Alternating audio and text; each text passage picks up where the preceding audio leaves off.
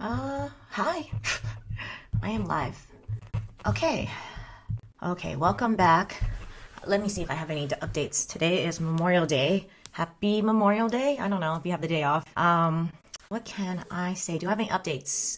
Yes, if you'd like to join my Discord, that would be great. I mean, I keep updates because I know I'm supposed to come in on 9 on Mondays, but today is a holiday and I'm just going to be a little late because I have a kid. And my life revolves around her, really. Not you guys, unfortunately. Unfortunately, not you guys. But yeah, my daughter, which makes sense. Duh. Okay, moving on. What did I want to talk about? I want to talk about having it all as a mom. I think I just watched The Take, and I am susceptible to this. I am susceptible to thinking I can have it all too. I think every woman believes this. There's a commercial. Let me see if I can get it on here. So this is me working out the kinks because I did make it. Before I got on here, I did try to make this work. Let's see. Did it work? No, it didn't work. What? Give me a second. See, so I am testing in front of you. But yes, okay, no, it's not working. Oh yeah, here it is. Yes, it's working. Okay, I'm working on that. Actually, I want to hide it eventually. So I want to show ChatGPT, so I have to sign in first. Let me sign into ChatGPT so that we can work with that together. Let's see, log in. And I don't want to show it right now because then I don't want you to see my passwords. I mean, I know everyone wants to see them. You know that there was a lot of, like, ChatGPT is making it so much easier for people to con you, like telemarketers to con you. They can get if you're on YouTube, like I am, or your voice is somewhere, they can get your voice and basically change what you're saying and send it to your parents. So they can say, hey mom, I'm like in a crisis. Can you send me $500 right now? And that's really scary, right? So my friend was telling me that. And then I said, too bad for them because my mom doesn't have any money. My mom and dad have no money. So how can they didn't, jokes on them. Yes, anyways, I thought that was funny. Okay, let me sign in real quick so we can get this done. ChatGPT. No, that's not right. Open. Yes. Copy. Paste. Copy. Paste. I wonder if I can hide the bars. Definitely want to hide the bars. Or maybe I'll use the personal account. Oh no, I don't want you to see that. Oh, I don't want you to see that either. Well, maybe I'll just use the personal accounts and then I'll hide the bars. Okay, we can do this. So then I can use ChatGPT at the same time. Okay, so what did I want to do? Oh yes, let's talk about it. Can moms have it all? So I don't know if this is gonna work for anyone. I don't know if it's gonna work for me, basically. But I'm gonna try talking to ChatGPT while I'm waiting for other people to, if you guys are out there, you can holler out, like shout out if you want to say hi, or if you want to talk about your day, or you want to vent to me, because I'm here to listen. I'd love to hear all of it. Or if you want to share something fun and hilarious going on in your life, I'd love all that. But until someone comes, I'm going to talk to a robot. Let's see. It says, can moms have it all? That is my question today, because I was watching The Take and there's just a lot of unrealistic expectations because of movies and other things. It's not just movies. It's like mom influencers. And I hate that because I feel like we're all like, I'm a mom. I don't know if I'm a mom influencer, but I'm trying to be an influencer, maybe a very micro influencer. But until then, I'm still trying, and it's really impossible. It's really hard to do what we're doing, Like, we don't have I don't think anyone has it easy. I think everyone's go, go, go. Like in the 50s, I think even in the 70s, moms didn't work and they spent less time with their kid than moms do now. And they're expected to work. So that's like triple the amount of work that we are doing than we were doing back then. Ali Wong had a really funny thing about how we're so stupid for feminism.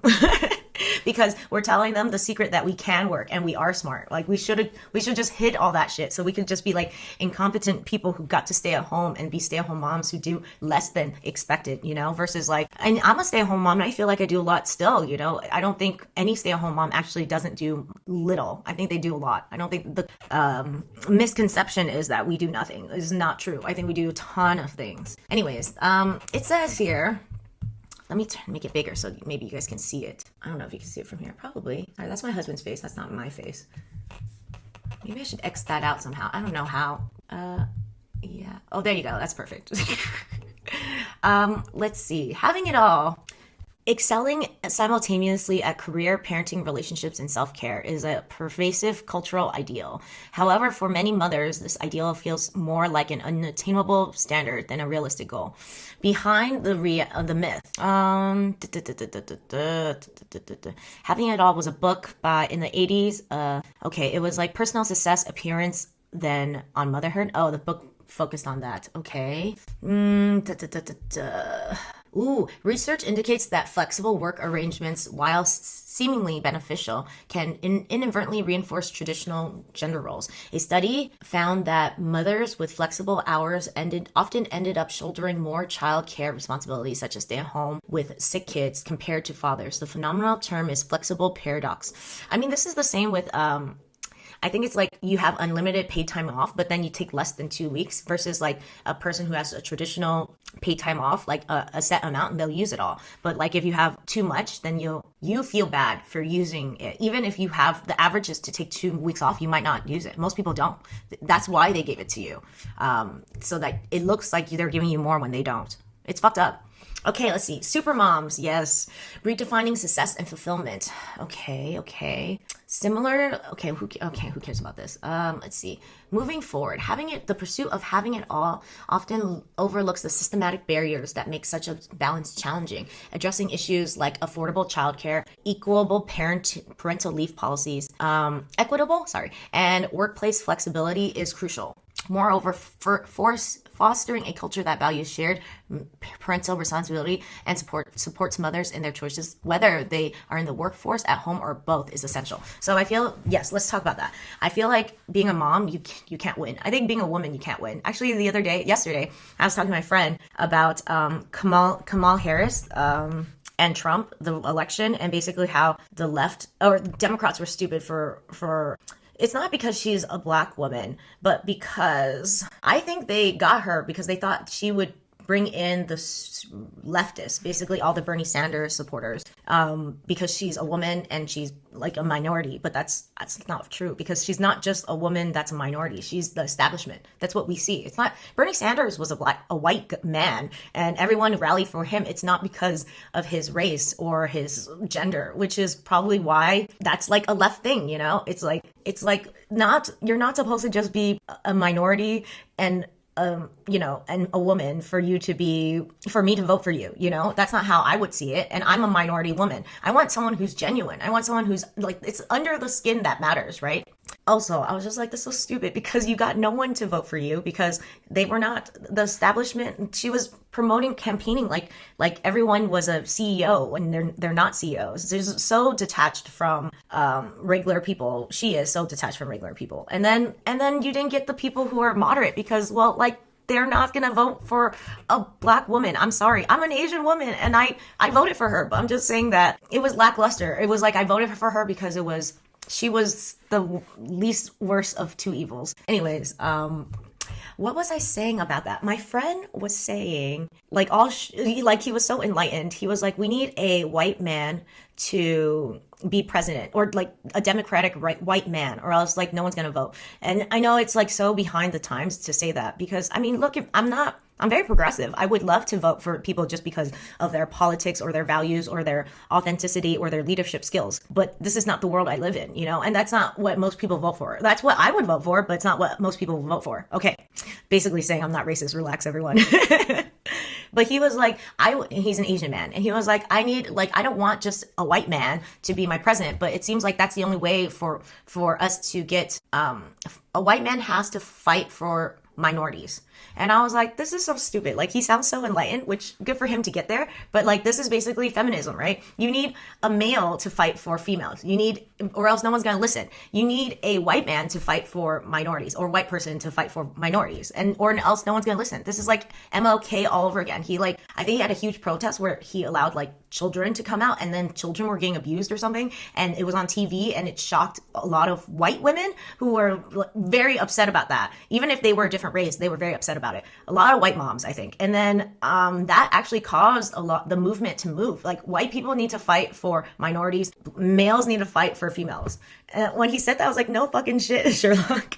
But again, he's a man, so he doesn't understand the struggles of a woman. Anyways, I thought that was funny. Why did I bring that up? I forget. Anyways, women in the workforce, or women should be able to do, this is my, lifestyle is very individualistic. You should be able to work if you want to, if it works for your family, stay at home if you want to, if it works for your family. And you're included in your family. As the mom, you're included. Say that it really does make more fiscal sense for you to go back to work, but you'd rather stay at home. Your meaning is at home. Then do that. Or if it really makes no fiscal sense for you to go back to work, but it makes you more happy to work, then do that. It's just like everyone needs to chill about lifestyle. Like, do what makes you happy and then be happy that you can do that versus like shitting on everyone else for having a different lifestyle than you. And okay, having it all now. Let's see. So I want to say how to solve the having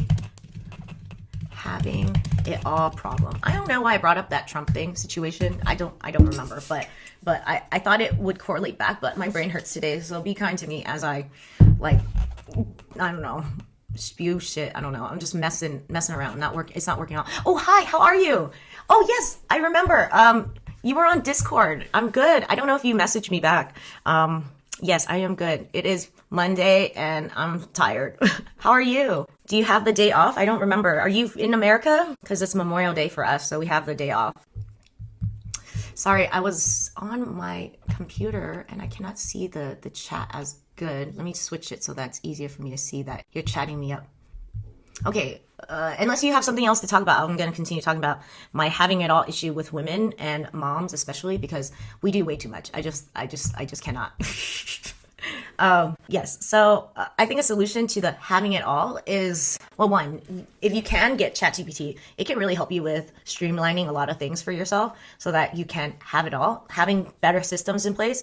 You can batch work everything, like not only with ChatGPT, but like you can meal prep once a week or even like once a month. Like I make all these smoothies all at once and it's like maybe 2 weeks worth of smoothies. I make like a month worth of food for my husband.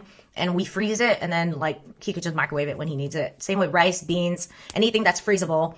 I'll do that, and that helps me stay healthy without having to work too hard for it. That's my having it all. Letting loose too. I would let go of lots of things. On Tuesdays to Thursdays, I don't wear makeup. I literally do not shower. I shower. TMI. I shower Thursday night and Sunday night before my Twitch situation. It's not just for Twitch. It's just like an easy system in place. I never work, so I can watch your stream. Do you not have to work? Are you a man or a woman? Are you what's it called? Gold digger? I mean, no offense. Like, I think I mentioned this. I'm not a gold digger, but my husband supports me as well, so kind of a gold digger. I like that you like my Twitch, or my stream. What resonates with you? Maybe I can talk more about that, what's it called? I can individualize our experience so that what I talk about caters to you on Mondays a little bit more. I mean, it has to be something I'm passionate about too. It's like, this is a relationship, so what was I going to say? Yes. So perfectionism, I lower my perfectionistic and my priorities. My priorities on Tuesdays to Thursdays is to be with my kid, not my social media, never my social media. And like on Saturdays and Sundays, depends. I might not do my makeup either. And I like that because then, anyways, it's just like you can streamline a lot of things. It's the same with my house is never that clean. I only clean once every 2 weeks and it just looks lived in and I don't like it. I really don't. It's like hard on my mental health. That's not clean, but I also chose not to care. And then these days, it took me a long time. My kid's 5 now, but beforehand, I used to bring in all those packets of for holidays, you bring in so much. It's crazy. Back in the day, you would just have in the 90s, it would just be one card for Valentine's Day with a candy or maybe a pencil on it. Maybe, not even sometimes. But that was what you brought with your kid. But nowadays, it's a whole jacked of things. You have to have toys. You have to have candies. You have to make sure it's peanut butter free. Anyways, it's just, I decided that I'm not going to do that anymore. I am going to buy the teacher stuff from her wish list. Basically, Amazon wish list once a month, $50 to $25 to $50 worth of educational stuff for her because she doesn't get paid enough. I'll do that. That's my contribution to my kids' classroom, elementary school, whatever. But I'm not going to just do this crap because every other mom is going to do it. I don't think any mom, if there's a mom out there that checks that you didn't do it and then judges you for it, then I'll be like, you are messed. You need some help mentally. You checking up on me because I didn't bring my kid things for your kids. It's crazy. I'm a man. I make money selling online. I try to socialize, so I train online. You make money online. What do you do? Can I ask? Or yes. I try to socialize, so I train online. What do you mean by you try to socialize, so you train online? What else is there? I think, yes, also with having it all, like I do want to pursue these hobbies, but I just, if it's not doing too, if it's too much, then I have to streamline and cut things down. Like I've decided the thumbnails that I create are going to be streamlined, and they're going to have the same font, and they're going to have very similar backgrounds, and it's going to be like a system I create so that I don't have to, it's called decision fatigue when you make too many decisions. Yes. And then it's the same with the live stream. I'm going to live stream, and then I'm going to put on YouTube, and then I'm going to clip the best clips, whatever, streamlining, right? So I can have it all, but those are the things I choose to take care of. Just like my daughter's number one, and then this crap on the side is like number two. And I think it'd be nice for other moms to find better support systems. Don't hang out with those judgy, shameful moms that pretend they have it all and then tell you about how amazing everything is in their life. Like, you should hang out with people who are like, fuck, I'm so tired today. Or like, I'm in so much pain today. Or like, oh, me and my husband are having a lot of problems. Or like, oh, my kid's not eating enough healthy food and I'm like freaking out about it. You know, like people who are authentic. That's what you should do. And then remind everyone, like I'm doing now, that there's no such thing as a super mom. You're doing the best you can, no matter what your circumstances is, whether you're outputting a lot or not outputting a lot. You're doing a lot in general, and you don't have to look a certain way. You don't have to, even when you're parenting, you don't have to parent a certain way just because people are looking. You don't have to bring in all those things for holidays, for Christmas, for Halloween, for whatever. You don't have to contribute as much as you do. You can just let go, or I would like to. Yeah, I think that's all I had about the standard. I am tired of the standard. I think we should all, I'm going to be the example and lower the standard for moms. Yes, and not be perfect. I don't want to be perfect. I hope you don't either. Or I hope this inspires you not to want to be either. Okay, what else is there? Let's see. It says, I was talking to my therapist about why I'm worthy. Yes, I remember this. My therapist is trying to get me to say that I'm worthy. I think I don't need the screenshot thing right here for this, so I'm gonna hide it. Okay. So then your worth isn't supposed to be contingent to all the things you do. So the question would be, if I was asking a question to myself, it would be, why am I worthy just as I am? And then I would say, and I was telling myself, I don't know. I honestly don't know. I'd be like, well, I'm worthy when I help people. I'm worthy when I make money. I'm worthy when I connect with people. I'm worthy when, I'm doing something for the world. But I don't know why I would be worthy if I was just resting, if I'm not doing anything for the world, if I'm actually taking from the world. That I don't know, right? And then so I was tripping out, and I was like basically like logicking myself, like, well, I don't know if I'm worthy. My brain would just be like, it's not logical why I would be worthy without doing anything. And then I would say the same with value, right? We value, in America, we value anything that, or in general, we value things that are useful. We value tools that are useful. We value people who are useful. We value, and so it goes back to logic. Your brain goes back to logic. So you'll never get there. You'll never think you're worthy, right? You're never going to feel like you can rest. You'll never feel like you can take. You'll never feel like that. So then I think now I'm trying to think. When she said that, it took me like a week to think about it. And then I said, I don't have to, let's change it to, is this a helpful thought? Is it helpful to think I'm not worthy unless I'm outputting, unless I'm useful, unless whatever, XYZ? Or is it more helpful to think I'm worthy no matter what I do? No matter if I mess up, if I'm human, if I need a rest, if I need a take, does that make me worthy still? And is that a helpful thought? And I think about it because I'm dead tired sometimes, you know, I work a lot and I'm still really hard on myself. And then I'm like, maybe it is a better thought to think I'm worthy just as I am. Just not because the thought is true, because I don't believe it yet. You know, it's not truthful, but you can say that about any thought. My thought of me not being worthy is also not necessarily true. So instead of thinking it's true or not, you can think, is this fucking helpful? It doesn't matter if it's fucking true or not. Is it a helpful thought?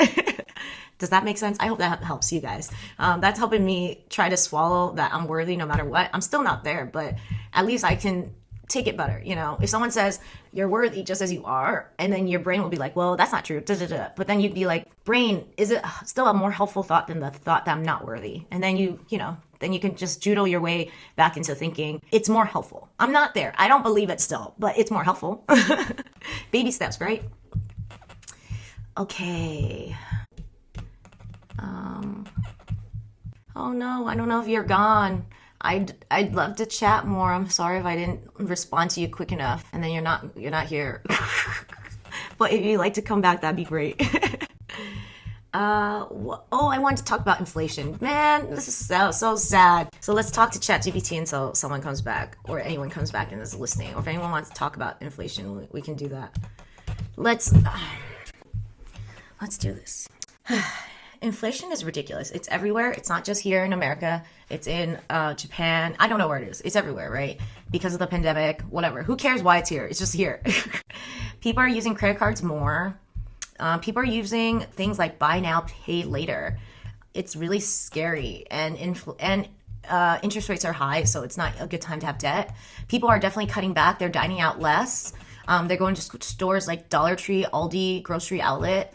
Very inexpensive stores, buying fewer brand name items, which I appreciate. I like that too. Skipping coffee runs, subscriptions, non-urgent services like haircuts and house cleaning. People for shopping strategies, some people are going to Costco to like bulk shopping is cheaper. Some people are buying things secondhand or using other things like free stuff on that Facebook market thing. I mean, I think there's like a free thing. And then meal prepping to avoid waste. Freezing food, lots of people do that. I do that. Living with family, lots of people are moving back home, or bunking with other roommates in the same room. That's very affordable, or more affordable. And people are getting gig jobs like Etsy, DoorDash, Instacart, etc. Wow, people are donating eggs. That's crazy. It's very lucrative for Asian people. I have a college friend, he was a guy, and he was like obsessed with my women eggs. So he would talk about donating eggs and how he would give us a part of the commission. Like he wanted to be our pimp for our eggs. He was a weird guy. It was a funny situation. And then like he roomed with me once, and he like in the middle of the night, he'd be like, let me get those eggs. It was so weird. He was so strange. I still miss him. He's like one of my best friends. People are going on food stamps, which I think is great. WIC is a support thing, I think, for women. There's local food banks, Medicaid, and free school meals. People are definitely living, even if people seem like they're doing fine, they might be living paycheck to paycheck, sacrificing their retirement savings, borrowing from family, or using payday loans, skipping medical appointments, or putting off home repairs. It's crazy. It's a crazy time.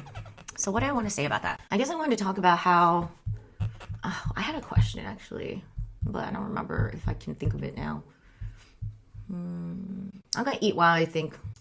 How are you guys surviving? I'll tell you how I've been surviving. I don't buy any more clothes. I used to love buying clothes. Like, I think I've been buying clothes every month for years since I was in college. That's a long time.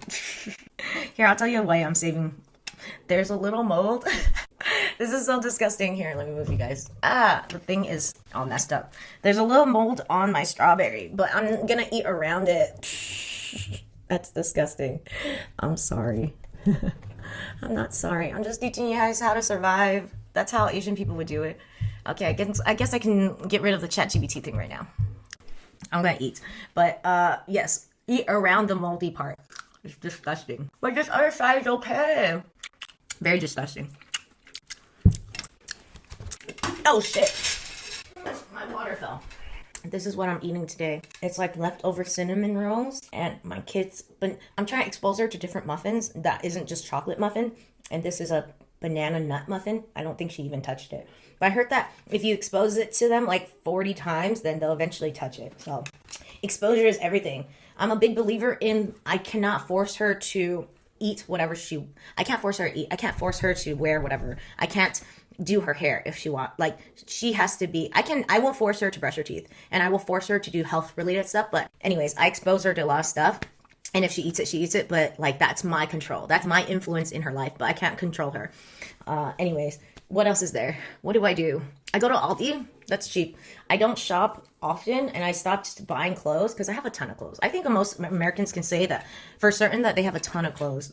They don't need that many clothes. One day I realized I have enough things. I don't need to buy more. What happened recently was that I would buy stuff, and then I have to think about where I could put it. And then it felt like, or if like it came in a box, I had to cut the box open, cut open another box, throw away the trash, find a place for the thing I purchased, and use it sometimes too. depending on the thing. That was a lot. I realized like I was kind of a slave to my stuff and I didn't like that. So I just decided I have enough clothes. Hopefully like I can make it work. Yeah, I don't need to buy anything anymore.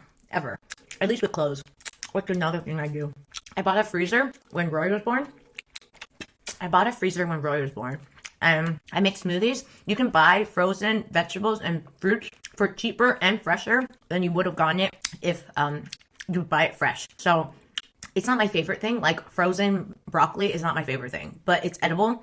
If you put sauce in it, it's fine. But frozen fruit is really good with smoothies, and I do a huge, like a smoothie batch, and then I freeze it. Watermelons are in, so buy in season. That's a huge thing for me. I love berries, so we do have it year round just because my daughter loves them, and I'm here to support her health. So, but in the summer, we'll buy a lot of berries, buy a lot of watermelons. Watermelons are really great for smoothies. Oh, I love watermelon smoothies. So we'll make a ton of that in the summer. And then in the fall, winter, I switched to apples. And there's like this really Asian cheap grocery store that I go to. And hi, I sell Pokemon cards, shoes. I make some money like that. Okay. I don't like to talk in real life, so I trained to talk to people on stream. Oh, are you the guy from France? Because I think you were, right? You're trying to talk to get used to talking to people in real life. Did you end up doing the grocery thing? Is this the same guy? Sorry, I won't remember our usernames. I'm going to tell you straight. If you have a real name, maybe I can remember that. But usernames are really hard, and I'm dyslexic, so I won't remember it. Plus, it's really hard to say, and I sound stupid if I tried. Let's see. While you type away, I can talk about how to stay cheap. What else do I do? Yeah, my husband and I don't buy that much stuff. We just don't. Our hobbies. Like we still are healthy. We do things are healthy, but we do not pay for gym membership. Memberships are stupid. Yes, French guy. I remember. Thank you that you remember them in the US. I appreciate that. But I think you can tell my accent is, American. So yes, let's see. How can you sell Pokemon cards? That's cute. Yes, let's see. What do you think? How has it gone? Did you try the grocery shopping thing? I mean, we don't have to talk about you either, or this socializing thing. It would also, like I mentioned, if you were interested in the things I'm talking about, you can mention that too, because that's how communication is, right? You're like, you can say what you're interested in, and then I reply to it, and then I can say what I'm interested in, and then you reply to it. Yes. It's kind of like tennis, back and forth, back and forth. I didn't talk to the cashier, unfortunately. Hey, that's all right. I mean, again, everything's baby steps. Like, things are really hard to do. I think that's a huge thing to even talk about to me, and the fact that you're talking to me about it. And it sometimes will take you a long time. Like, people who get beat a lot, what's it called?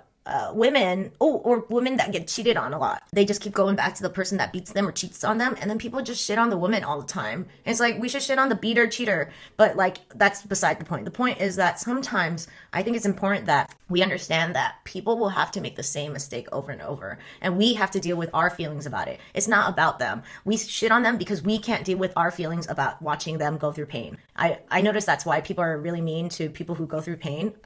It's because they don't know how to self-soothe themselves. But I think that's the journey you're on. I think there's this thing also, life philosophy again, but I was listening to this woman on Audible, and I'm Buddhist, and I can see a lot of I know everyone has someone in their life that is super depressed or super something, and then they just will probably stay that way for the rest of their life, and then you just watch them go through pain, and it's so painful for you to watch them go through that much pain. And then you wonder why is life so painful? Or that's what happened to me. Why is their life so painful? Why can't I help them? Why can't they help themselves? That's what I would ask, right? But this one woman said that as a Buddhist, if you think of them as having several lives, like hundreds and hundreds of lives, like that's what Buddhists think. They just get reincarnated into a similar life that will give them that similar pain so that they will eventually learn from that pain. And sometimes it will take them several years or several lifetimes or like hundreds of lifetimes before they actually learn their lesson. And I thought that was an amazing way to think about my friends or my family that are going to stay in that pain for a long time because they can't help themselves yet. So that it helps me support myself while I watch them and like be there for them, but not actually force them to change, because trying to force someone to change will only cause resentment. I digress. Yes, it's hard to improve. 100%. I mean, is there a reason why you think you cultivate or you have this anxiety, it must have stemmed from something. Did you have a really bad experience growing up in high school, or are you on the spectrum? You know, like neurodivergence is not a shameful thing anymore. I don't believe it's shameful to be neurodivergent. I think everyone's neurodivergent in some way. Like I said, I have dyslexia, apraxia, which dyslexia means that I swap the words or the letters or the numbers around, and apraxia means that I can't say the word. My mechanics of my mouth cannot say the word I'm thinking in my head, like a really weird word. I cannot say it. I can hear it in my head, but I cannot say it. And that's neurodivergent, and everyone has something. Anyways, I don't know if, like, what is your story? Why do you think you have so much anxiety from talking to people? Let's see. I think I'm done with the whole inflation bit. I'm sad for the world that we are in this position. There are so many great websites out there, like Simple Dollar, or I can't remember, but there's a ton of websites that can teach you, lots of YouTube videos that can teach you how to save more money, how to stretch a dollar. It's one of my passions, but I don't know. You probably have to like watch my life for you to see all the cheap motherfucking things I do. But I used to have a huge obsession with being cheap. So then once this recession is coming, I'm all fearful. I was talking to ChatGPT and I was like, fuck, can you find me other ways to be cheap? And it's listing me all this crap I already do. And I was like, you're so useless. Fun stuff. I love talking to a robot because like you can be a total dick to it and it's fine. Just like, what's it called? Word vomit and like trauma dump on ChatGPT because it's a robot. It doesn't feel anything. I think it's the never talking in so many years, staying on the computer all day long. I lost the habit to talk to people. That is understandable. Okay, so at least you weren't traumatized by people. It's not like, what's it called? People, you're not scared of people, correct? You're not like there's someone in your mind. Maybe your mom or dad, they're kind of like shitty people. I'm not saying your mom and dad are shitty people. It could be a bully you had growing up. It could be like your peer group was not kind to you when you were growing up. But yeah, if it was just years and years of forgetting how to socialize, it's really great thing that you're actually trying with online, because it's kind of like both things. You're still uncomfortable, right? Because you have to think about what to say, but you have a little bit more time to think about it. Plus, you're a little uncomfortable. Plus, you're at least used to the computer. I never got bullied. Good for you. I got bullied my whole life actually, but that's from my brother, not from people. Actually, sometimes from people at school too. Oh, were you the one that I told that I would show you my driver's license? I wonder if I should anyways, because it's bad to share data online because there would be lots of scammers. I just wanted to show you a picture of me when I was younger, and like people used to bully me, which is not okay, but it gives me empathy for and huge on inclusion. I'm huge on inclusion because I don't think I'm above anyone. I don't certainly, and they made me feel like I was below everyone. But that helped me become more compassionate towards people and realize that's a silly thing to think. Yes, I have a better perspective from all the trauma I had. It's like a stage you're always in. It's like you get traumatized and then you go through a victim stage and then you go through a hatred stage and then you release it all and think that it all was very helpful to help you become who you are. Or that's what happened to me. How did I get bullied? Thank you for asking. Hey, that's really good. See, asking questions about my life, the Riddler. Remember the Riddler? Yeah, let me tell you, my brothers were dicks. They were huge dicks. My oldest brother, he beat me up a lot. He used to make fun of me. One time they all peed in a Sunny D. I don't know if you know Sunny Delight, but that's like, it's kind of like an artificial orange juice that we had a bottle and it was like next to a toilet because they were like, it's funny to pee in it. And like and then they tried to get me to drink it. What the fuck? They tried to get me to drink it. And I was like, okay, well, first of all, it looks like piss. Second of all, it was right next to the toilet. And then because I didn't drink it, they poured it on my head. So that was great. I drank some as a kid. You drank some pee or Sunny Delight? Because there's a huge difference. Yeah, so I got beat my whole life. And then I used to call the cops when I got older on them because my mom couldn't help me.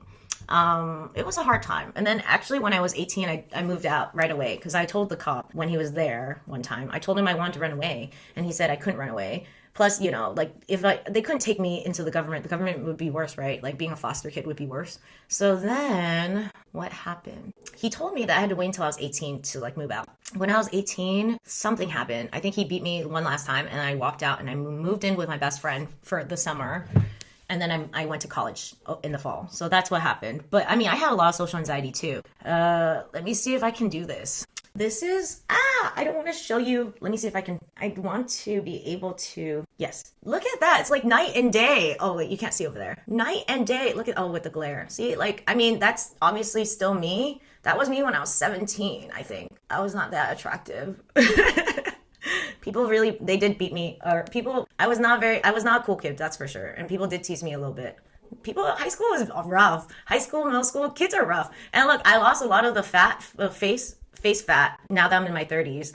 And I do my makeup better, I guess. Like I grew up poor. My mom was a monk, so she didn't let me have makeup. Every time I had anything girly or slutty, she would just throw it away. I think I went to Alcatraz, which is a jail, and I had handcuffs because it's from a jail. You know, it was like a little souvenir thing, and she thought it was a kinky thing, and then she threw it away. It was so sad. It was like I spent that hard-earned money for nothing, and that happened all the time. Like if I bought a skirt, if I bought makeup. So I didn't learn how to do any of that until I was like in college. Let's see. You were fine. No need to bully you. Okay, tell that to the bullies or my brothers. It's fine. I mean, it's not fine. I feel for victims. I don't feel for bullies. I wish I felt more compassion towards bullies, but I'm not there yet. Anyways, let's see. So you haven't been in the habit of talking to people. Do you think this is helpful? Do you like spending time here? I think also is a big thing. I know that you're doing something really great and you want to connect with someone, but like I think a big thing that we always think about a lot is like, do that person like me? Or does that person like me? Does that person like me? Like I used to think that all the time. I'd be like doing a bunch of things so that motherfucking person would like me. But then I never thought about if I like that person. You know what I mean? So I think if you're going to go out there, even here, like if you're talking to me, do you like hanging out with me? If you do, and it gives you energy and it like is helping you in some way, then keep coming, you know? But I think it's a big thing. I 100% support people who don't think this is their channel or this vibes with them, because I just think you should go where you belong, because we only have so much time in life. For us to be using it with people we don't care for, you know? Anyways, so I hope you think of that whenever you're talking to people. I mean, I think it's really brave that you do, but I think you should always check in with yourself and see if you even enjoy the conversation, if you enjoy that person. If you think that person's a mess and you want to step away, then maybe that's more, you shouldn't come in with beggars can't be choosers mentality, you know? You should not come in with that. Be like, oh, that person's kind of a wreck, but at least they want to hang out with me. That's a terrible mentality to have. You deserve so much more. That person deserves so much more too. Like, I wouldn't want someone to hang out with me just because they feel obligated to. I want them to hang out with me because they like to. Yeah. So you're doing them a disservice too. Anyways, there's so many of these like first time chatters that are kind of, what's it called? Yes. Anyways. I'm going to ignore it. Yes, you are a good conversation. I don't know how you talk so much. That sounds offensive too. I'm sure it was a compliment because you're like, oh, I don't know how someone could talk so much. You know what's so funny? My husband was telling me that he thinks women talk too much. And then he was like, and I was like, do you think I talk too much? And he said, no. And I was like, are you fucking kidding me? I talk like so fucking much. I'm always fucking talking. I don't know. How do I do it? Let's see. How does one talk so much? You know what is my brain always works like this. It's like you tell me something, I will think of something else. I can think of any story very quickly, or I can think of something a little bit more like maybe insightful. All of a sudden, I don't know why. It's just I'm extroverted too though. So everyone has a different mind, or everyone has a different, different talents in the world, right? You have your own specific light. I'm sure you do. I don't know what it is, but I'm sure you have your specific light, your specific personality. That is not just because I talk a lot doesn't mean it's a good thing either, you know? Like it could be a different thing. It's different than your light, right? Everyone has their own individual light. And I guess this is my strength. I don't know if it's strength, depends on the person you talk to. My friends would say it's fucking annoying to talk so much. Some of them would say, can I talk now? And I'd be like, oh, I'm sorry. Oh, fun stuff. Oh no, I can't see the thing anymore. Sorry, I tried to make it bigger and then I couldn't see it. Okay. Let's see, what else is there to talk about? Let me ask you something.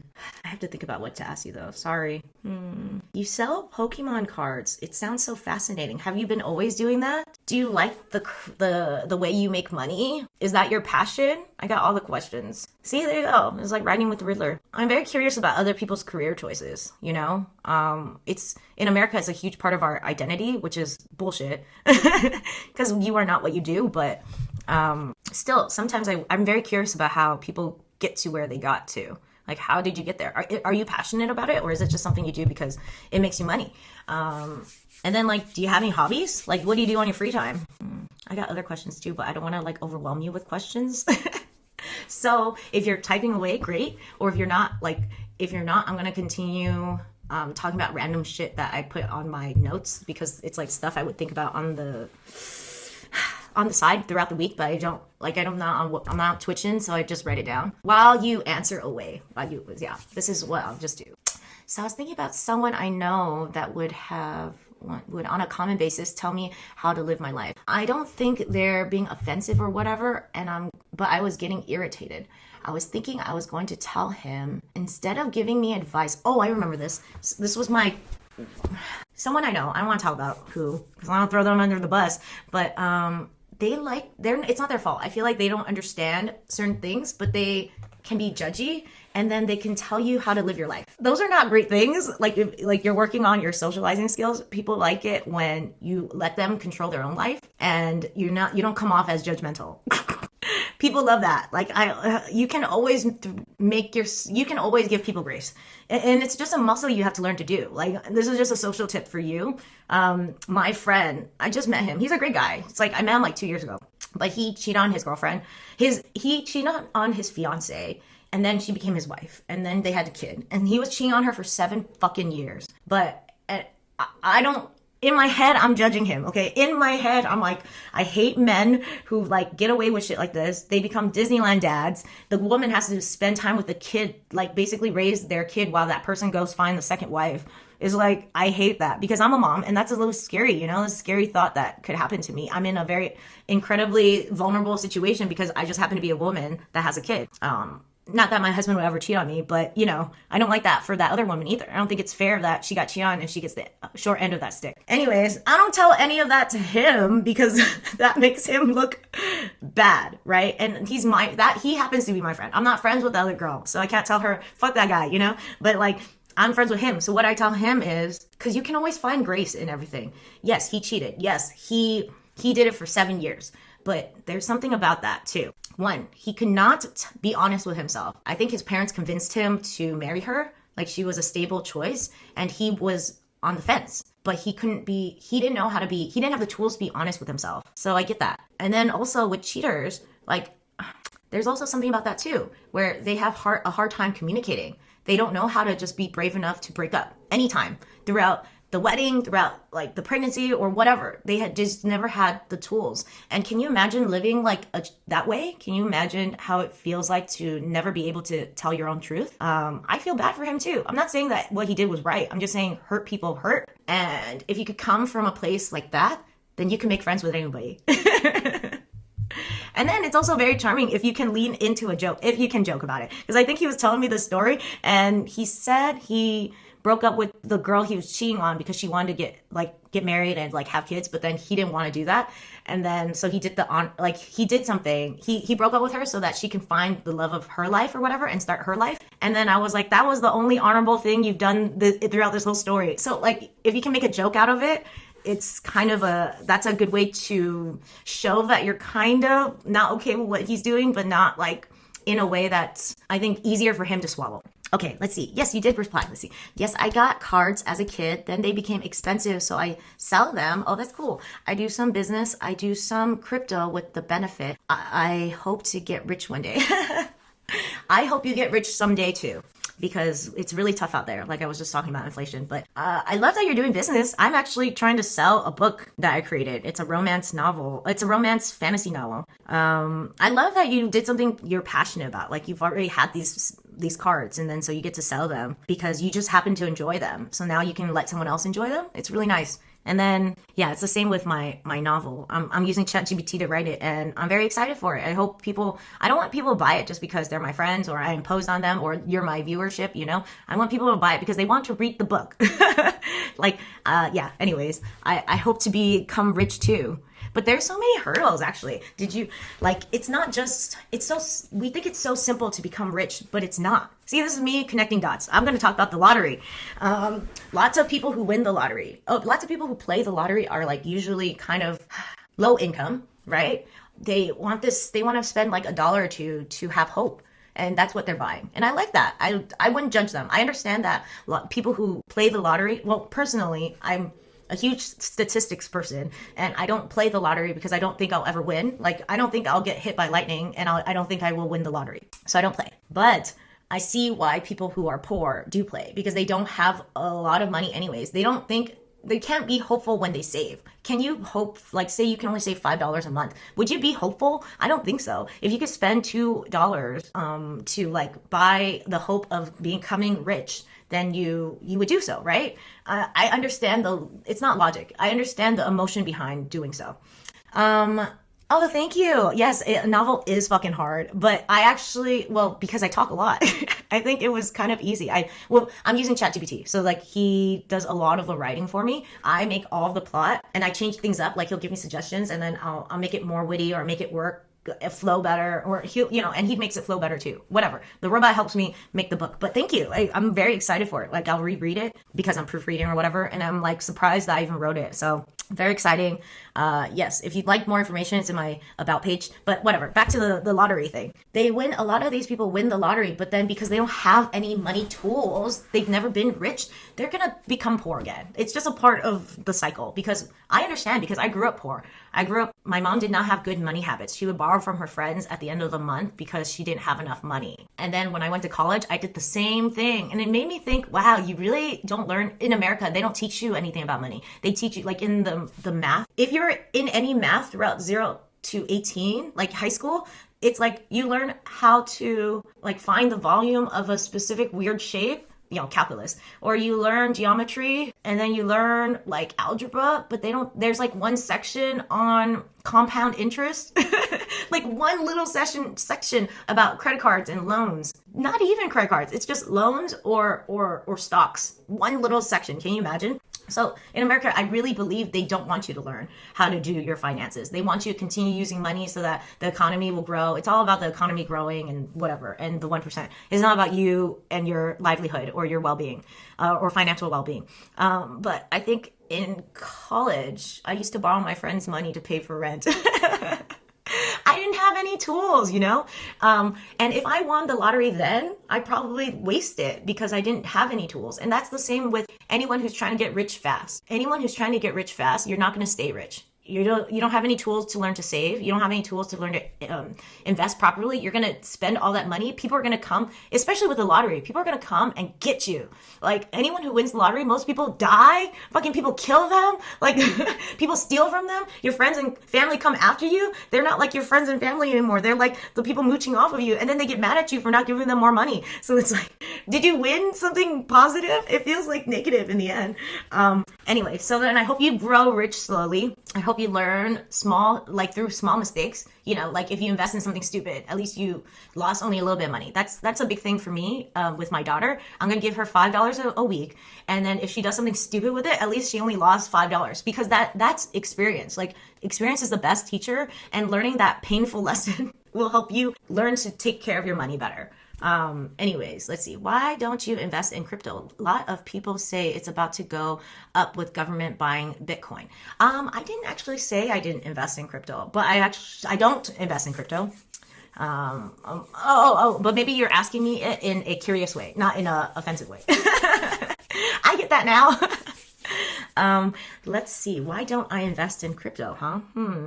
I invest in index funds if I'm going to buy stocks. I don't typically buy bonds. I've tried bonds and I feel like it doesn't really grow / give me anything. So I've stopped buying most bonds. I don't buy stocks anymore because I realize that I'm very emotional. So then nowadays I used to think if I read enough Warren Buffett books, basically the billionaire that makes a lot of money from stocks in America, that I would become Warren Buffett. But that's not true.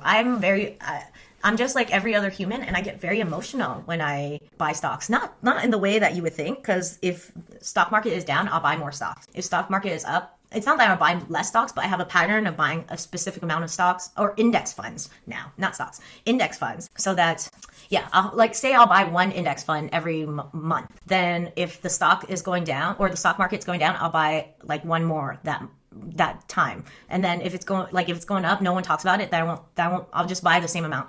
But I don't like stocks, actually. I don't like index funds. I don't think they're as great as buying real estate in California. If you live here, real estate in California is very stable. It goes up most of the time. The only time it was not a great time to buy in California was 2007. Now it's been going up, up, up. It's crazy. Like, I don't think it's sustainable, but I also think it hasn't gone down yet. So there's something about that. And real estate is where it's at, I feel, because it's like you can get tax deductions with rental properties, or what's it called? Depreciation money from taxes. You get rental money from your tenants.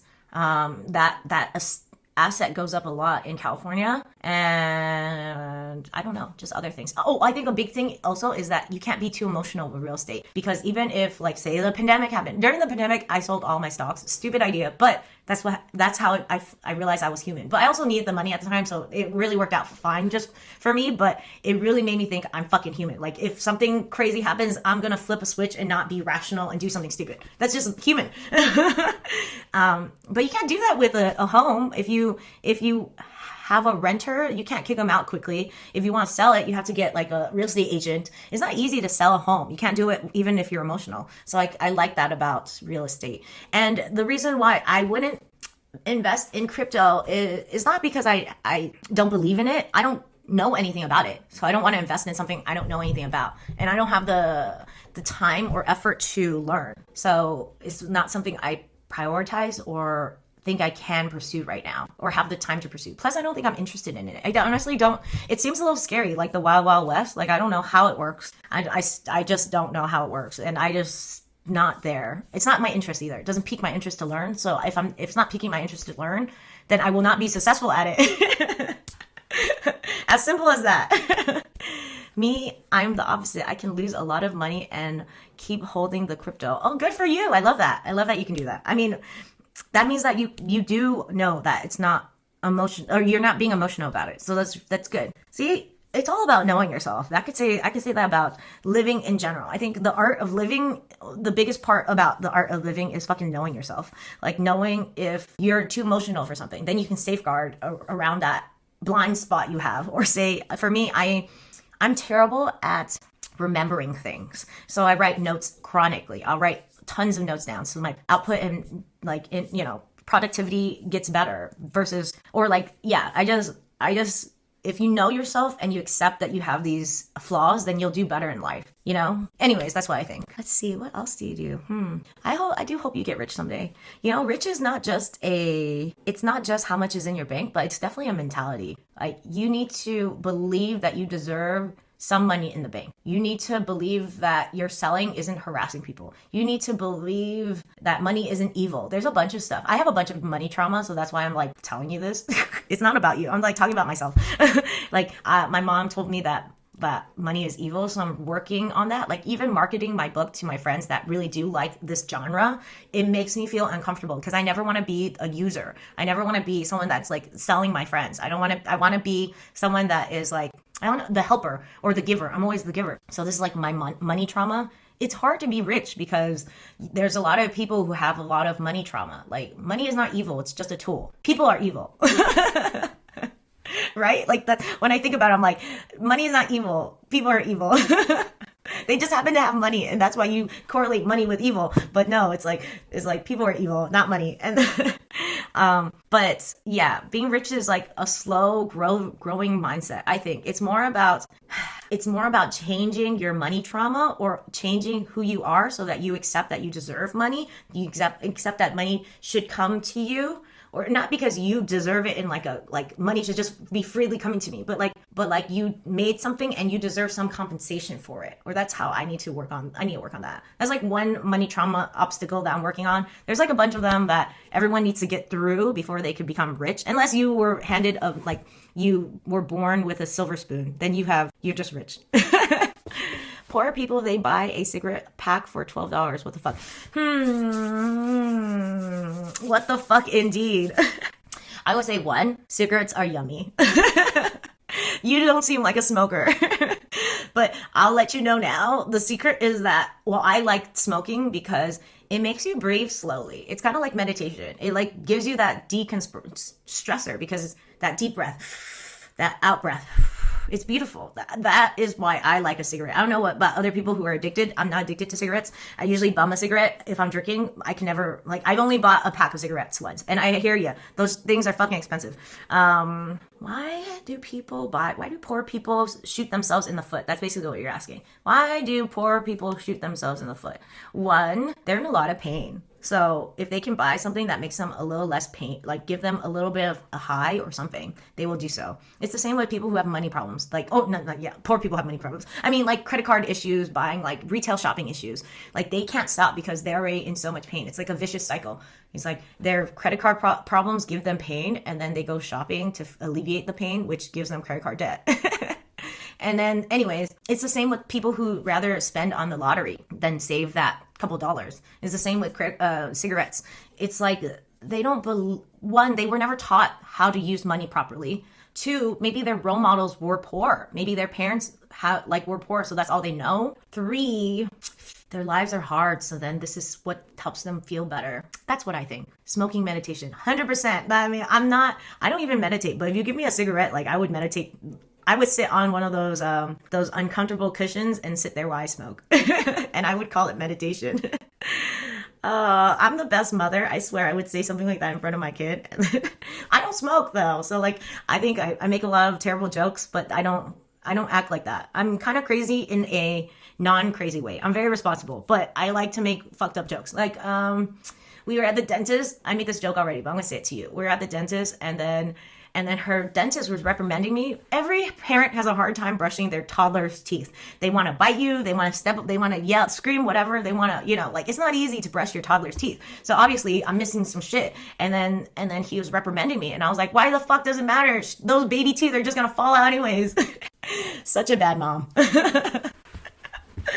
I had another joke too. I think the joke was, my kid is working on physical outbursts. So she actually does hit people. Not my fault. Okay. I swear I do not model this at home, right? I do not hit her. I do not, if anything, she hits me. Oh, I had another joke. So funny. So then, we were working with the regional center when she was younger, and someone came over, like a speech therapist, and she said, if we see you hitting your kid, I have no choice but to call social services on you. And I was like, my kid hits me all the time. Can you call social services on her? Like, and she just smiled. But the joke was, her preschool teacher was like, Roy has been doing great. She almost hit a kid. She tried to pull her hair. She almost hit her. And then she showed restraint at the last minute. And then she stopped doing it. And I said, see, that's so amazing. Because I've been working on that with her at home. I've been modeling the same kind of behavior. I was like, you son of a... But then I never hit her. And she thought that was really fucked up. But funny, she likes my jokes. And then I said, see, you can't even call social services on me because I didn't hit her. I don't know why. I'm really fucked up. But I love those kind of jokes. I think in America, everyone's calling social services on everyone. It's really scary. It's like you can't do anything without looking like someone ready to call social services on you.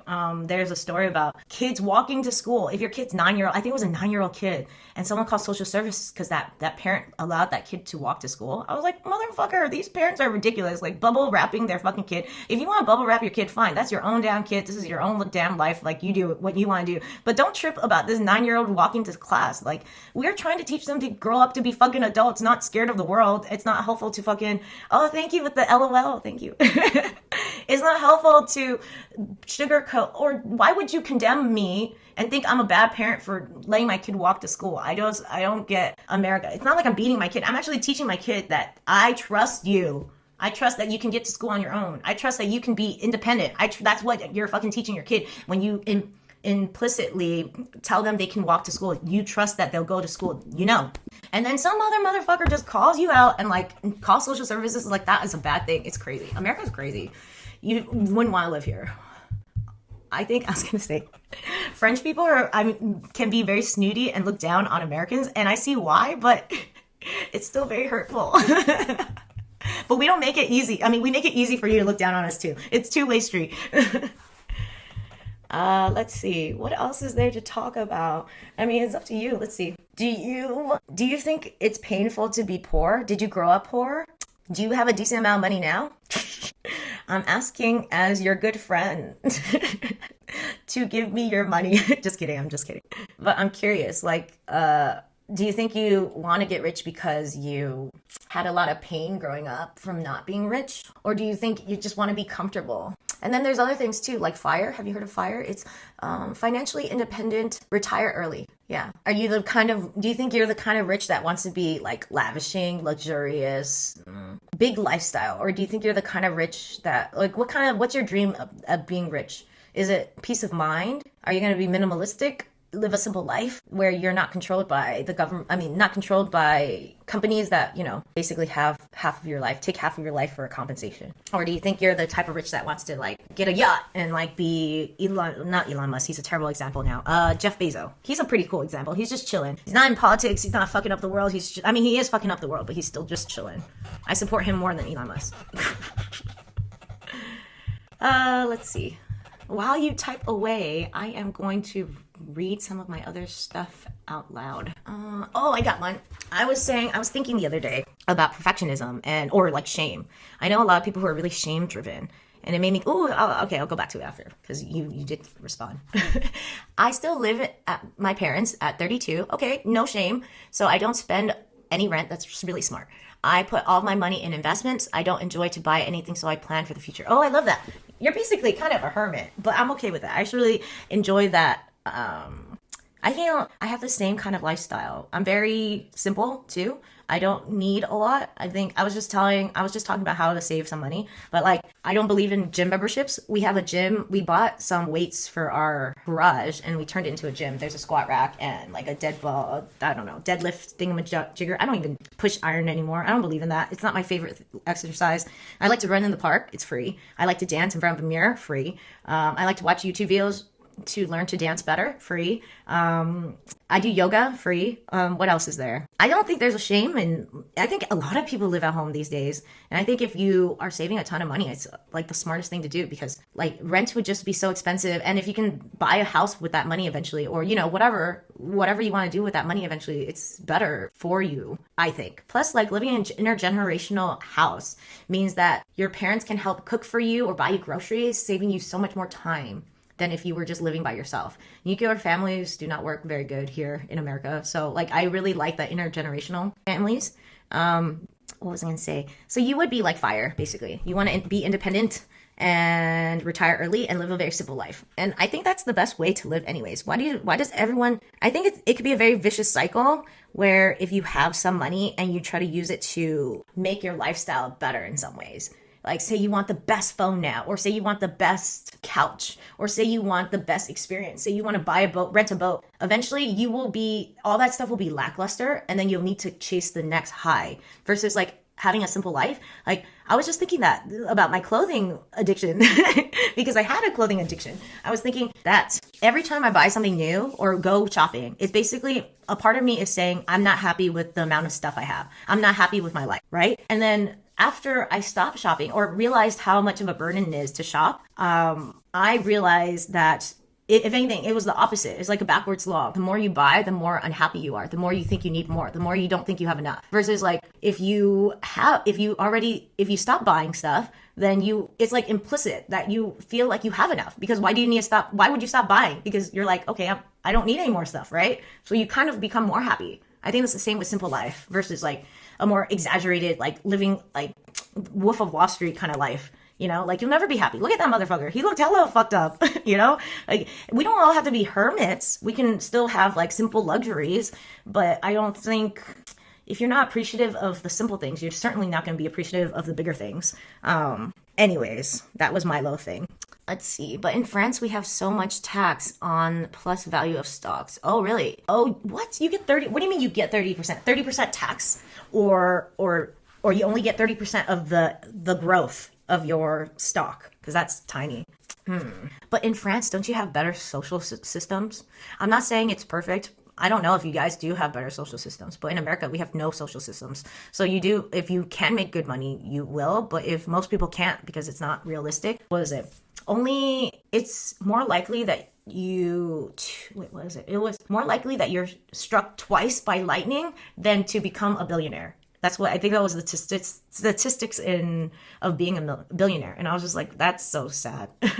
Wow, 30% on the growth. That is so small. How much tax do you get on your stocks? You only get 25%, I think. Long-term stocks, which is like a year, you keep the stock for a year, I think it's 25% tax. It's very small. But if you keep it for less than a year, it's income tax, which is really a lot. Yes. That's why Warren Buffett doesn't pay a lot in taxes, because he's like selling off his stocks that are really old. So his secretary pays more in taxes. He was criticizing the government for that. But I don't know. That's not very helpful either, because I feel like we still need social support for a lot of people and we don't give it to anyone, which means that we would have to pay a little bit more in taxes to get social support. But I think if we can do it right, if we believe in the government, if every politician wasn't so fucking corrupt, if we can make it work better. I mean, we can see private companies work really efficiently. Why can't we do that with our own government? It's not hard to look at a private company and be like, okay, they're doing it like this. I would say the same thing with any culture. It's like, okay, I see America is doing it like this. We do have holes in our systems. Okay, can we just take something from someone else? Heaven forbid they have a better idea than we do. I feel like America, it's not America only. It's like any country can be very nationalist, basically like just sucking off their own cock, because they're like, my country is better than your country, so I'm not going to learn anything from your country, even though your country is doing something slightly better than me. Who cares? Why not learn something from other people? Why not? They are doing it better, so it would help your life so much. Okay, here, I'll give you something. I think in Japan, I love this about Japan. Japan has a lot of good things. I mean, they're really smart people, those Japanese people. When there's a car accident, I don't know if they have a freeway, but on any road there's a car accident, they have this black screen that they put up for the car accident, so you can't see it. Fucking in America, there's no screen. In anything, there's nothing. And then people just, the traffic from the, what's it called? Snooping? It's called something. I can't remember what it's called, but it's like you literally slow down so you can see what the traffic accident is about. I do it all the time. I'm so human and I don't care. Like if I'm driving the car, it's not safe to do that. I would just like tell my husband or the person in the car, like, what's happening? I need to see, and I'll slow down for them so that they can see. But it's not okay for traffic. Like I would rather efficiently have it blindsided so I don't have that opportunity to snoop / slow down. I forgot what it's called. My brain is not working. There's so many things we could all learn from each other. If you gave me a good idea, I wouldn't care if you're my enemy. It's still a good idea. Who cares? People need to swallow their own shit so that their life can be better. Who cares if you're learning it from someone you don't like? Except for my mother. I hate my mother. I will spite her on purpose. Like if she tells me something that I think is a really good idea and I should be doing it, I will do the opposite because she told me. But everyone else is fair game. Like, even if I hate you, I would still think, okay, you taught me something good. I'm going to use it, Like, it's better for my life. Ultimately, it's not about your idea. It's not about the person who gives you the idea. It's about the idea itself and if that's going to help you in your life. I don't know. Let's see. Any other things? Do you think it's hard living with your parents that you're 32? Do they still treat you like a child? Or do they treat you like an adult? Yes, I have all the questions. Do you like living with them? Or do you have a strained relationship with them? If it's too personal, you don't have to tell me. It's cool either way. I think I have other questions too. Ooh, I know. Would you want to date someday? Or do you have, what is your dream for socializing? Is it just to make friends in a group of friends? Or do you want to find love? No pressure either way. I actually don't believe that you have to find love if that's not your jam. Or if you're not ready to find love, I feel like it's also not shameful to say so. It's like being honest I think there's something beautiful about being honest with yourself, wherever you are in life. Does that make sense? So yeah, but again, no pressure to answer me. Yes. So I'll go back to my thing about perfectionism. Oh no, you didn't answer. Okay. I will be afraid to live alone because of my sick digestion. I have anxiety when I'm sick. Oh. What do you mean sick digestion? Do you have irritable bowel syndrome? That's what I used to have. Ooh, that was a rough time. I have to leave in a little bit, I think. Let me see what my schedule looks like. And then, just so I can tell you how much time I have left. Yes, I'll probably have to leave in 18 minutes. 11, my time. Sick digestion. Let me read this up. It is indigestion. It describes a feeling of discomfort or pain in the upper abdomen, often after eating. Oh, I have anxiety when I'm sick. But why do you have anxiety when you're sick? And is it so bad? Like, why is it so hard to live by yourself because of that sick digestion? Do you think is that why you live with your parents? They must be really great parents to help you still, you know? I mean, yeah, sicknesses are rough though.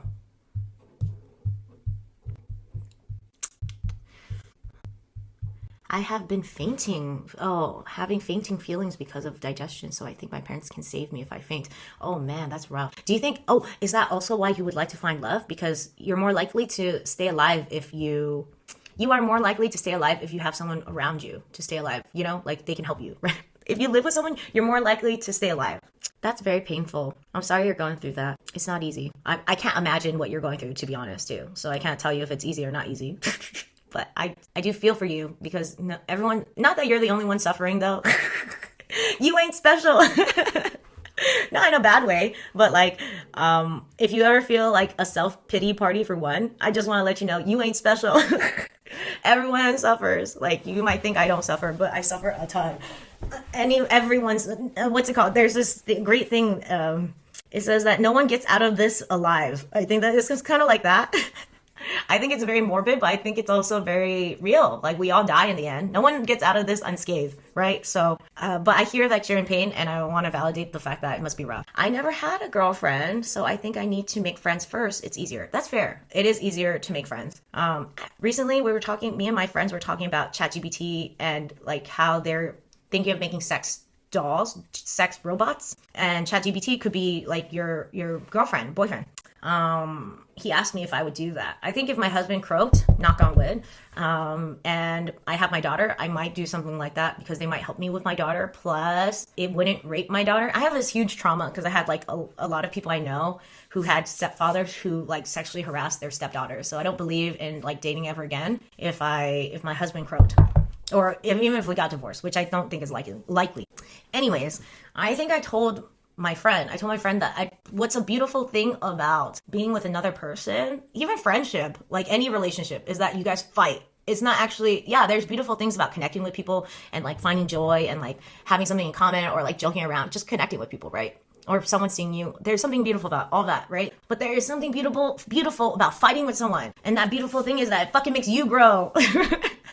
If I didn't have a husband, I wouldn't go to therapy. I wouldn't have to work on my own shit and become a better person. Ultimately, it's painful to do all that shit. I didn't want to do it, but I did it because I was married. You know, I did it because I was in a relationship. So I think also with love too, when you're in any kind of boyfriend-girlfriend relationship, even friendship, if you guys end up fighting, that's like, one, the fact that person felt safe enough to fight with you means that they trust that you'll still be there if they say something like, hey, I don't like this about you. It's pissing me off.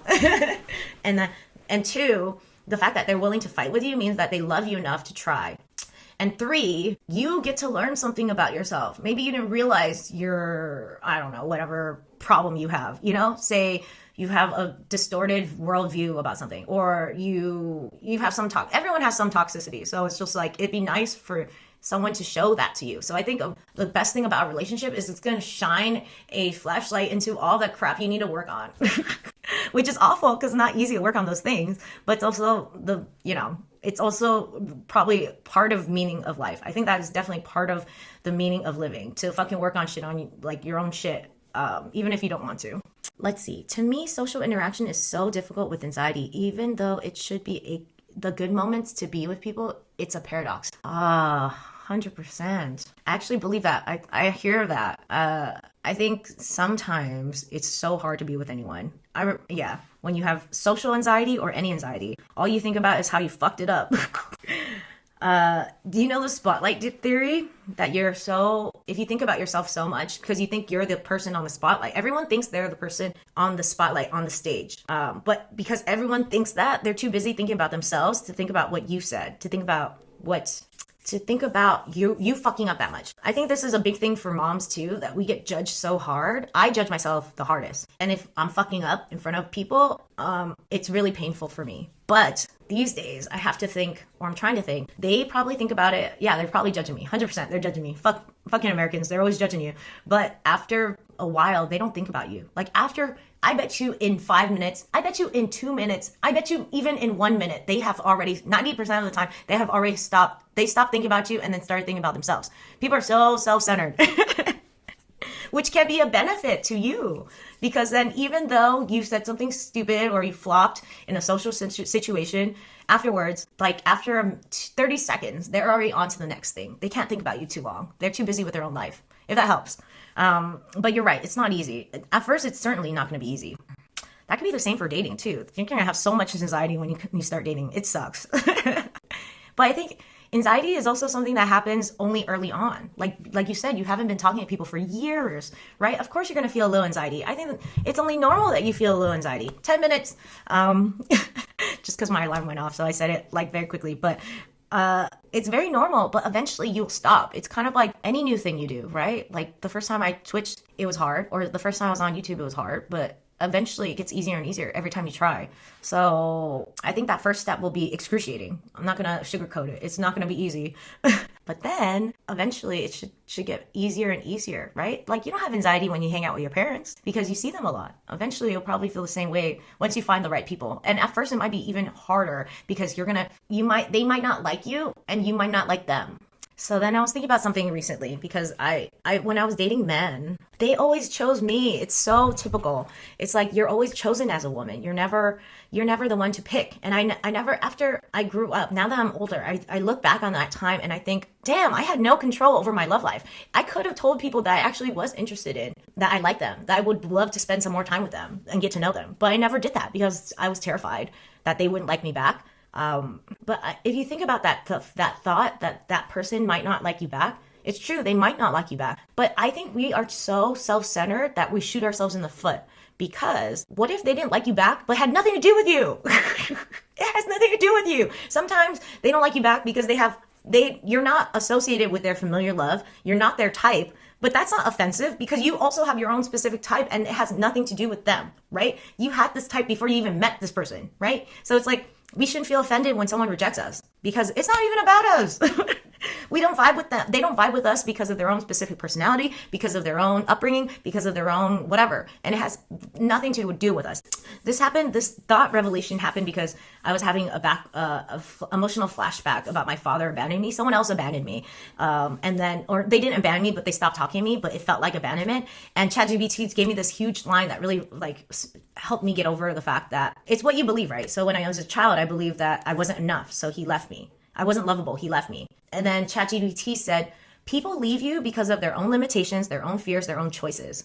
It has nothing to do with you. And I think that's the same with people who you want to be friends with. Yeah, maybe you want to be friends with them and they don't want to be friends with you. But it doesn't have to be a big deal. It doesn't have to define you. It doesn't have to mean that you're not lovable or you're not enough. You are totally lovable and enough. And they got their own shit. It has nothing. If they leave you, it has nothing to do with you. If that helps you.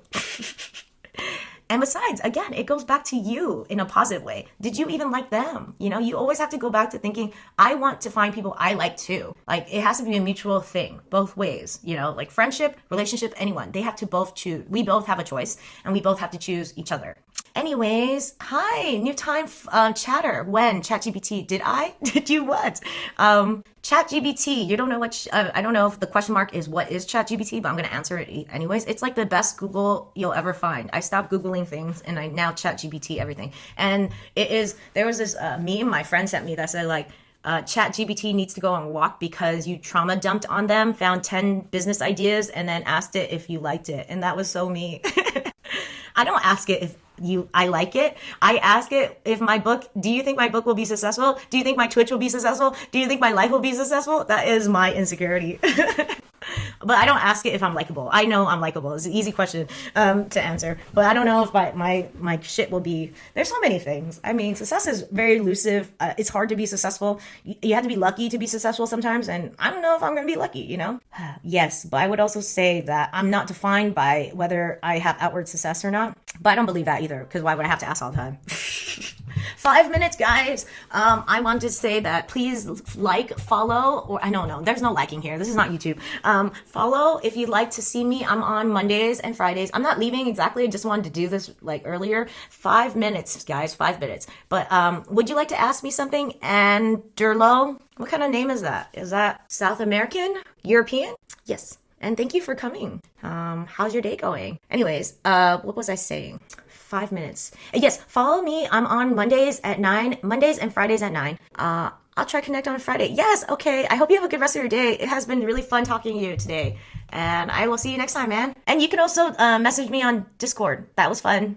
I'm trying to get used to it anyway. So you can see me bucket a bunch of times too. Like when I sent you that so extra emoji thing when it did not pertain to our conversation. See, if you just name it, it becomes funny awkward, not serious awkward. Funny awkward. Lean into the awkwardness. It becomes hella charming because it's like, what is it? It's like you believe that even if you're human, you're still lovable. And people really believe that. They believe whatever you believe. I have this guy. He's so beautiful. He's like super successful. Like I think abs, you can lick them abs, right? But he's not comfortable in his own skin and he's ashamed of it. And so because of that, a part of me really believes, what's wrong with you? Because you think there's something wrong with you. I believe there's something wrong with you too. Versus someone else that is like not that attractive or like has a gut, who knows what, like not that attractive, not that successful, but like really likes himself. Genuinely, you could tell that person really likes themselves. Then I'll believe in him too, So anyways, just believe in yourself. Anyways, yeah, I'm just like your pep talk cheerleader. Had a good conversation too. I'll see you next time.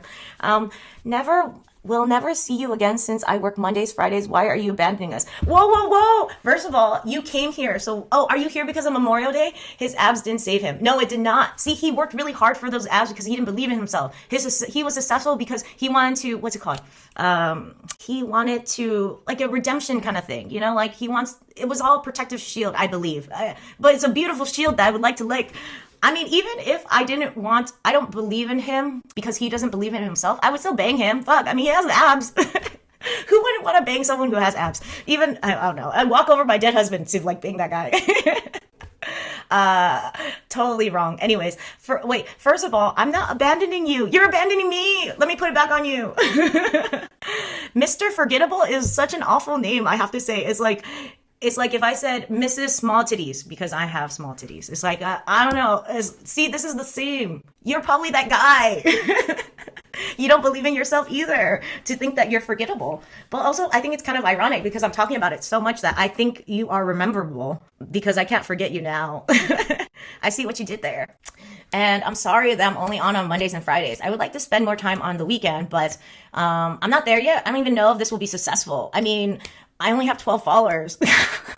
I can't commit a weekend date until I know, And I hope you do end up coming back anyways. Like, you still have holidays off if you're only here because of Memorial Day weekend. So, but I mean, if you're not, then I'm on YouTube too. Damn, I had to leave in a minute. Fuck. It was nice. All of a sudden, a bunch of people come on right when I leave. I love the timing, guys.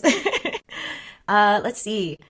I would say Anderlo that if his abs didn't save him, that meant that if you were working on yourself and you were trying to get a six pack or you're, trying to work out so that you get them bitches, that it's not about working out, right? It's about like your presence. It's about your confidence. It's about, I know people who were really skinny, but they were always so confident and they'll just go for any girl, even the hottest girl. And they weren't that attractive, but because they were so damn confident, it was sexy. Does that make sense? You don't have to work out in a gym. You just have to grow a pair and then you can get them bitches, which is hard to do because I recently wanted to try hitting up on men at a party or at a bar or whatever, because I have this feminist idea that I need to choose, why does the guy always choose you? I fucking want to choose. Anyways, I tried it and I did not grow a pair because I'm so terrified to get rejected. So I see how hard it is for a man. It's rough out there. Let's see. Sure. We'll take bets on whether you remember or not. I will remember, or maybe I shouldn't because it's like you want me to forget. Yes, it's a holiday. Nope. Abandoning me. Okay. Why do you say that? I think you say abandoning me because I'm going to psychoanalyze you. I don't know you, but I'm going to psychoanalyze you. First of all, you're self-deprecating because your name is Mr. Forgettable, which means that you either you know that you're flawed, you think you're not lovable, and you want to make a joke out of it before anyone else makes a joke out of you. I got your number, guy. And number two, fuck, I gotta leave. Number two, you keep talking about abandoning. That's the second time. Did your father abandon you? Your mom abandon you? And I will not shit on you for that because first of all, I'm just making fun of you because I would make fun of myself for the same reasons. I have daddy abandonment issues as well, so you're not alone. And I do the same thing. I make a lot of self-deprecating jokes. Balloons. I don't know where these balloons come from, but they're so cool. I make a lot of those self-deprecating jokes too because it's at least I said it before you motherfuckers say anything about me. Let's see. Gotta do it for the love of the game, not the fame, or you will end up with the same abs problems. Damn, that could have been a good poem for a little bit. Almost a poem. That was almost a poem. Gotta do it for the love of the game, not the fame. I love that. Actually, I feel like it's an easy thing to say and a hard thing to implement because it'll take you kind of like a long time, maybe years before you get to, you know how like sometimes, what's it called? Ideas are, you can be smart and know things, but you can't be wise unless you're actually implementing the things you know. So I feel like that's one of those things. You can say it, but you don't know if like anyone can feel it. And things can be very funny. So then like I am writing a book I'm passionate about. I think I'm twitching because someone told me that I should because I talk a ton. And so, and I like talking to people. I like getting to know people. And I like to fuck around with people. And anyways, so it's my passion. I feel like it can be my passion. But also sometimes I do it because I'm a performer. Because even if I'm tired, I will continue to do stuff because it becomes about the fame and not the game. So the spectrum of when it feels like it's my passion versus when it's not can be a spectrum. And then also when obviously it's not your passion, but you're doing it because you want money, fame, or bitches, you know, that's a thing. Let's see. No, you were talking about it first, so I stole it. Oh yes, I do. Okay, so you don't have abandonment issues. It's just me, huh? Damn, what is this connecting to chat? What's wrong with my internet? Was there something wrong with my internet? That's why I was on and then off. Okay, let's see. And forgettable because I used to go to parties where I would meet the same people and they'd be like, who are you? A month later. That's funny. I love that about you. I love that you made it a joke, that you're not taking it personally that people forgot you. I didn't see this girl. I remember this girl, her name, anyways, doesn't matter her name is. I met her like in college and then I saw her at a wedding 10 years later, whatever. But I kind of knew her name because my friend mentioned her name, but I did remember her name anyways because I love people. And then I told her, oh, it's nice to see you, X and X, you know, name. And then she was like, oh, I'm so sorry, I forgot your name. And I was like, I don't fucking care. Why would you remember my name? You know, like you have your own life. And she liked me better because I didn't care. I hope you're kind of like that. And then I was going to say this, I don't know why this reminded me of this, but I was at a party. I had a friend that like is deaf in one ear and my friend was talking shit about him, like right next to him. And I was like, dude, like that guy's right there. And he was like, doesn't matter. He can't hear me. And then he turns around and he says, what'd you guys talk about? It was so perfect. It was so fucked up. My friend's fucked up, but whatever. That's life. Sometimes you just gotta make jokes out of things that are uncomfortable. Let's see. It's more memorable it's more memorable that way, and I get to shame them that way.